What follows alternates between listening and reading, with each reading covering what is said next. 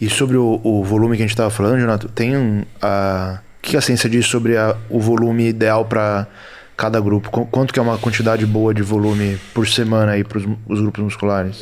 Se a gente fosse pensar em bodybuilders, hoje a gente não tem um número fixo assim para falar, até porque a maior parte das pesquisas é com destreinados ou com treinados, aquele treinado bem pangarezinho, sabe? Digamos assim, bem longe da realidade do fisiculturismo. Mas assim, ó, se eu fosse pensar num bodybuilder, eu diria que de 20 a 40 séries por grupamento muscular. E aí se vai ser 20, 30, 40, depende do volume prévio que você faz. Toda vez que um atleta me procura para fazer consultoria, por favor, não procurem, porque eu não tenho como fazer mais consultoria. Às vezes falando isso, a pessoa vai achar que eu tô querendo... Pelo amor de Deus, não me procura. Eu sempre peço pro cara me passar um escaneamento total do treino que ele fazia. Então eu conto todas as séries. Eu conto quantas de quadríceps, quantas de posterior de coxa, quantas de peito, e aí eu adiciono 20%. Então, por exemplo, às vezes, Ed, você me manda teu treino e eu vou falar assim, Ed, você fazia 20, você vai fazer 24. Às vezes o Superman me manda e fala assim, ó, eu tava fazendo 10, então eu vou colocar para ele 12. Ou seja, vou colocar 20% para ele e 20% para você. Mas o dele vai dar 12 e o teu vai dar 24. Entendi. Aí outra coisa, vamos pensar que você tem um peito gigantesco e um dorsal limitante. Por que eu vou fazer 24 e 24? Provavelmente para peitoral eu vou manter uns 20 ou 18, que eu sei que vai ser suficiente, vou acompanhando, olhando. E para dorsal, de repente, eu passo 24, 26 séries. Entendeu? Muitas vezes, não só o grupamento muscular te diz quantas séries você vai precisar fazer, mas também os pontos fracos te dizem. Sim. Por exemplo, às vezes tem atleta wellness que a gente prescreve um treino de quadríceps e um treino de posterior de coxa e é suficiente para desenvolver bem o glúteo. Porque dentro desses dois treinos tem alguns exercícios que trabalham bem o glúteo. Só que às vezes, cara, tem atleta que não desenvolve bem o glúteo assim. Aí nós temos que ter um treino de quadríceps, um treino de posterior de coxa e um treino de glúteo. Então isso aumenta consideravelmente o volume para glúteo. Por exemplo, o treino da Ângela, a última vez que eu fui contar o volume dela, ela estava com praticamente 40 séries de glúteo por semana. Caramba, bastante. E uma coisa que às vezes a galera não entende também é que glúteo é um músculo hipoativo. A gente praticamente não usa ele para nada no dia a dia. É diferente do paravertebral, que a gente está sentado aqui sustentando a postura. O glúteo é o músculo da almofada, cara.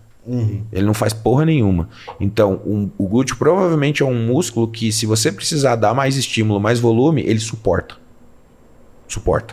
Então, ele não precisa necessariamente ter o mesmo volume dos outros grupamentos musculares. E aí, qual que é o problema? Todo mundo pensa no bodybuilder e pensa no Ronnie Coleman, mas você tem biquíni, cara. E aí como é que faz? Por exemplo, os caras vêm falar assim pra mim, eu falo assim, cara, eu não gosto de preparar Men's Physique e biquíni porque eu acho que tem pessoas que preparam melhor. Eu acho que eu prefiro preparar um classic, um cara maior, ou uma wellness, ou uma body fitness, figure, porque eu me identifico melhor com aquela categoria.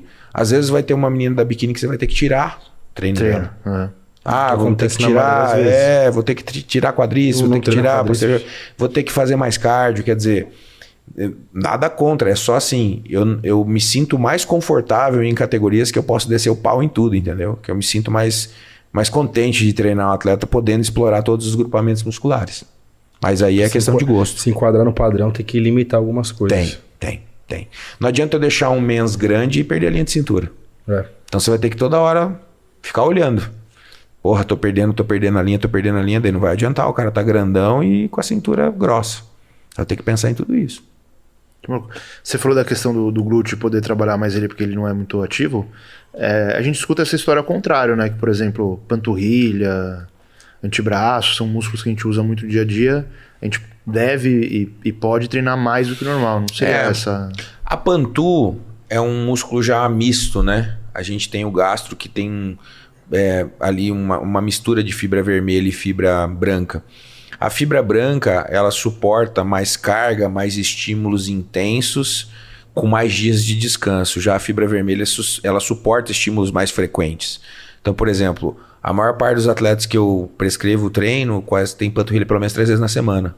Eu tô falando de no mínimo 24 séries semanais ou até 30 séries semanais. Então, também é um músculo que daria para treinar mais vezes. Que pode também. E o braço de força da resistência, que é, assim... O ponto onde você aplica força e articulação, que é no caso da panturrilha, ele não é um braço longo. Então você pode ver que na panturrilha, apesar das pessoas acharem que é um músculo pequeno, é um músculo que suporta muita carga. Por exemplo, você consegue colocar muito mais carga na panturrilha do que no bíceps. Verdade. Então, por quê? Porque o braço de força da resistência dos exercícios são totalmente diferentes. Aí é que eu falo, irmão, qual é que é? Nós não temos que ter medo da ciência. Cara, se o cara for do bodybuilding, conhecer o bodybuilding, for amante do esporte, ele puder trazer a ciência pro bodybuilder, ele vai ajudar, cara, não vai atrapalhar. A gente tem que perder esse preconceito.